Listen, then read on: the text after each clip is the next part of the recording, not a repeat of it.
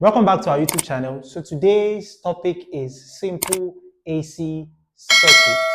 So an AC circuit is called an alternating current. An AC current, rather, not an AC circuit. An AC current is an alternating current. It's called an alternating current because the direction is periodically changing. So it has a periodically varying or changing direction. That is why it is called an alternating current.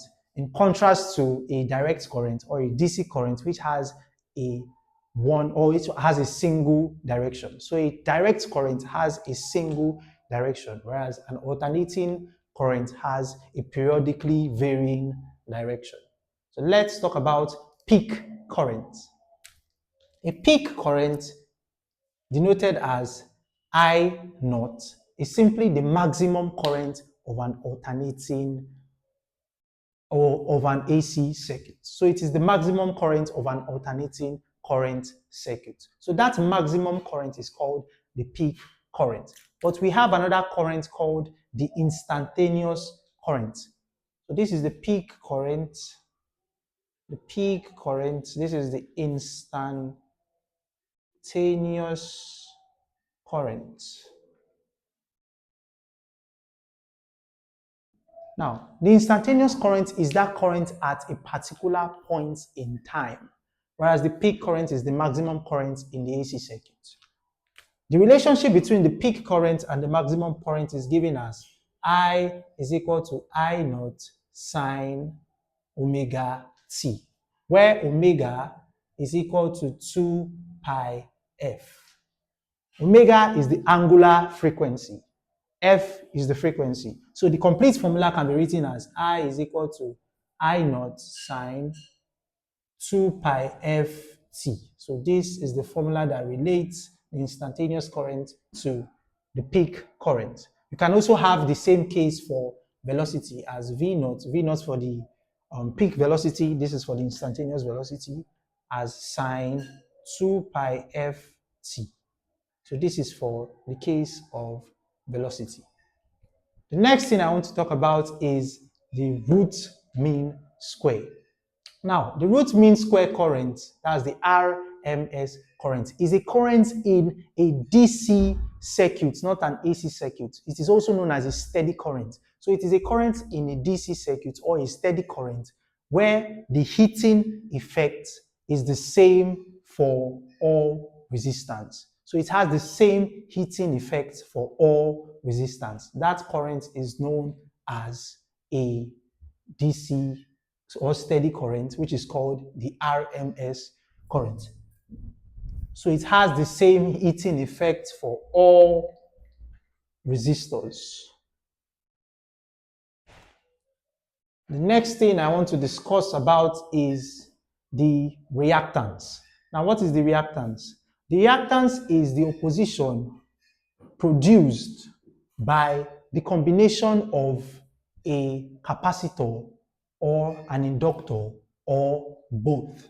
So when you have a capacitor or you have an inductor in a circuit, or you have both a capacitor and an inductor in a circuit, and they produce a sort of opposition, that is called the reactance of the AC circuit. So think of it as a resistance, but a combination of either a capacitor, an inductor, or both. So that is why we have capacitive reactance.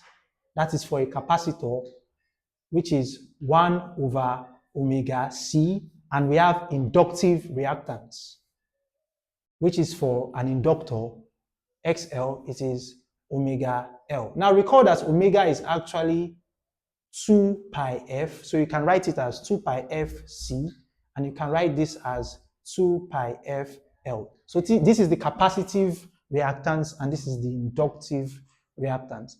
Now, what is impedance? Impedance is quite similar to reactance, but in the case of impedance, a resistor is added to the AC circuit.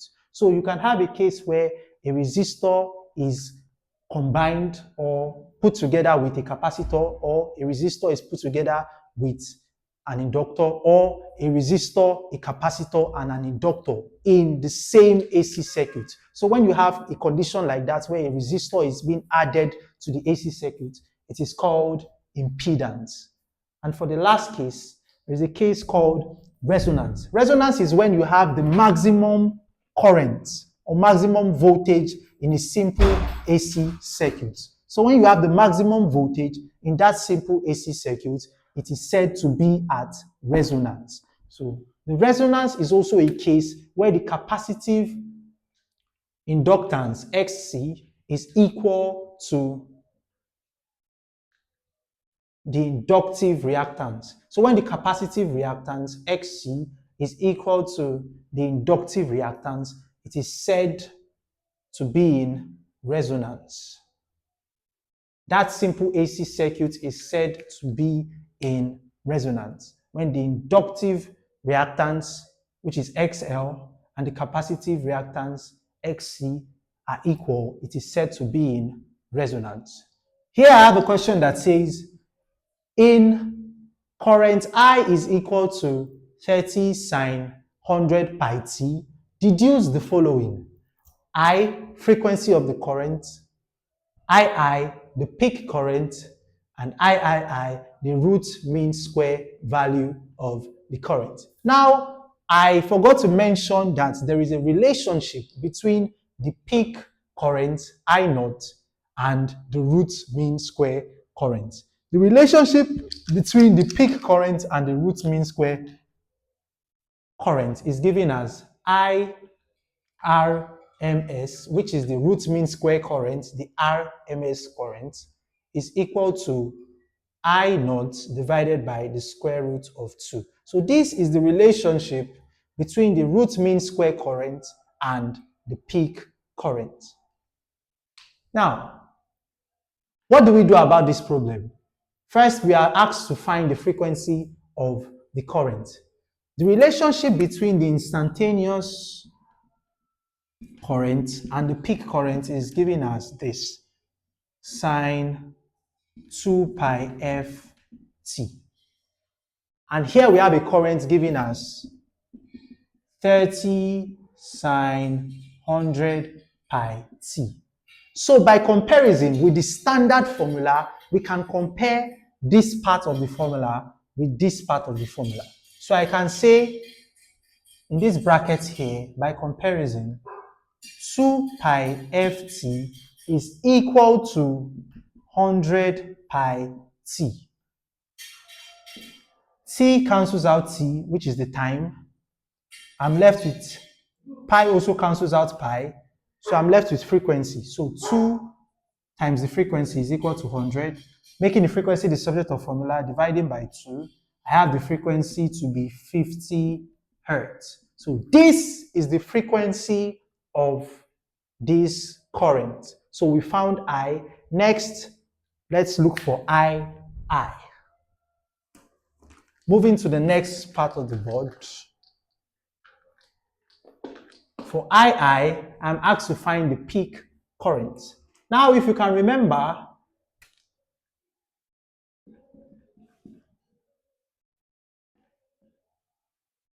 I can say omega, or I can write it as 2 pi ft. Comparing it with, so this is for I, let me label them. This is for II. Comparing it with 30 sine 100 pi t, I can tell that the peak current I naught is equal to 30 amps. So this is the peak current for II. The third one asks us to find the root mean square value of the current. Now there's a relationship between the root mean square current and the peak current. So I, which is the root mean square current, is equal to the peak current divided by 2. So I RMS is equal to 30 divided by root 2. Now, punching that into my calculator, I have that 30 divided by root 2 in decimal is 21.21 approximately amps. So these are my answers to this question. Welcome back to another video on simple AC circuits. So here I have a problem that says find the reactive inductance for I. II says find the capacitive reactance, and II says find the impedance of this simple AC circuit. Now this is a RLC circuit, meaning it is a circuit where the resistor, a resistance, an inductance, and the capacitance is being combined. It's merged into one. So this is a RLC circuit. So let us find the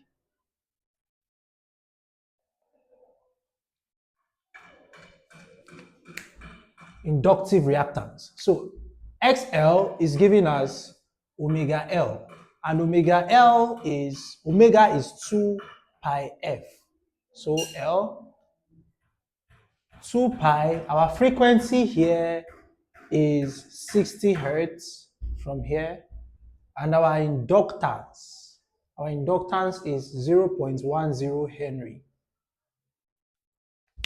Punching that into my calculator, I have 2 pi times 60 times 0.10 Henry. So that is 12 pi ohms. For inductive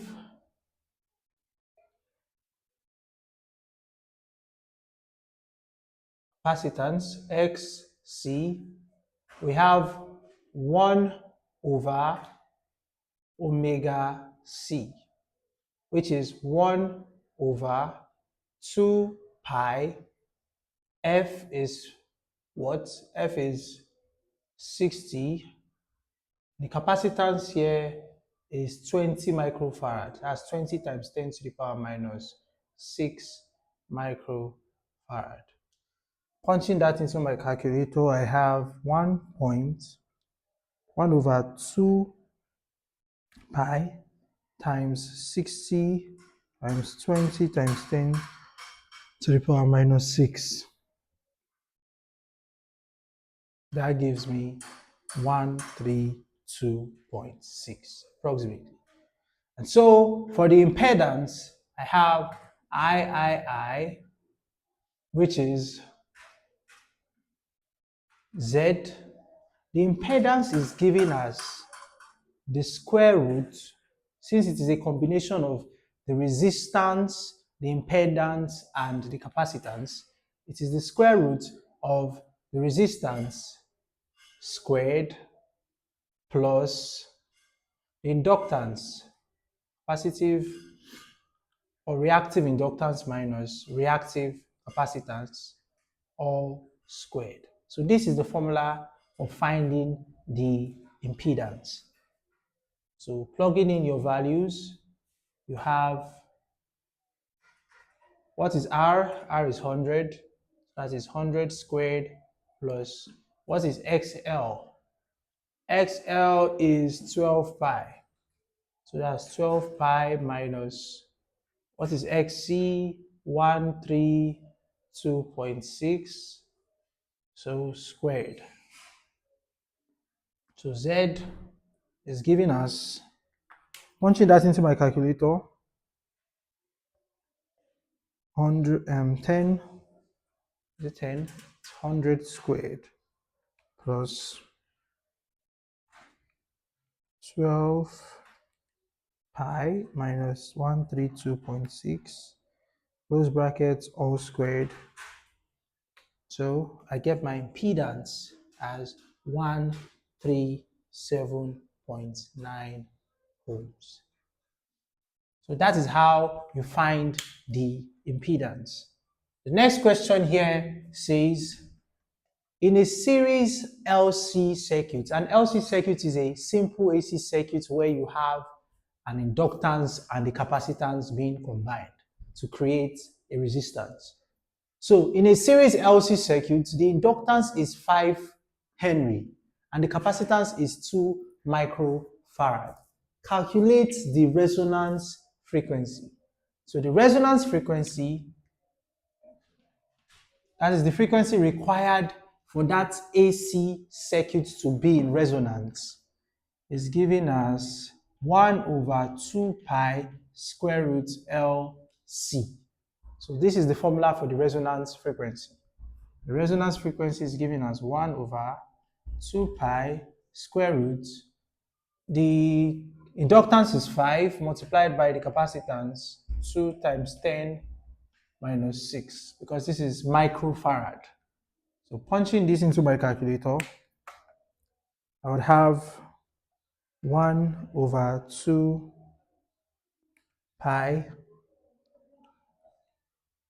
5 times 2 times 10 to the power minus 6, and that gives me approximately 50.3 hertz. So that is how you solve for a question like that. Remember to like, subscribe. I'll see you in the next video. Thank you. Welcome back to another video on simple AC circuits. So this is a subtopic of simple AC circuits called power in AC circuits. Now, the average power in an AC circuit is given as P is equal to IV cos theta, where P can also be I square R. Now, P is the average power in the AC circuit. I is actually the RMS, which is the root mean square current of the AC circuit, and V is also the root mean square voltage, where cos theta is called the power factor. Now, that power factor can be equal to the resistance, the ratio of the resistance to the impedance. So this is quite important. So this is the power of a simple AC circuit. Now, let us use this formula to solve for this problem here. It says the power dissipated in an AC circuit with IRMS, that is the current IRMS of 5 amps, and VIRMS, which is the root mean square voltage of 10 volts with a phase angle. So theta is the phase angle with a phase angle of 60 degrees. So theta is equal to the phase angle. Yes. So with a phase angle of 60 degrees, how do we find the power? The solution is simply P is equal to IV cos theta. P here is the current 5 multiplied by the voltage, which is 10 multiplied by cos 60. So P is equal to 50 cos 60. That is 25 watts. So that is how you can solve for power in a simple AC circuit. See you in the next video. Don't forget to like and subscribe. Thank you.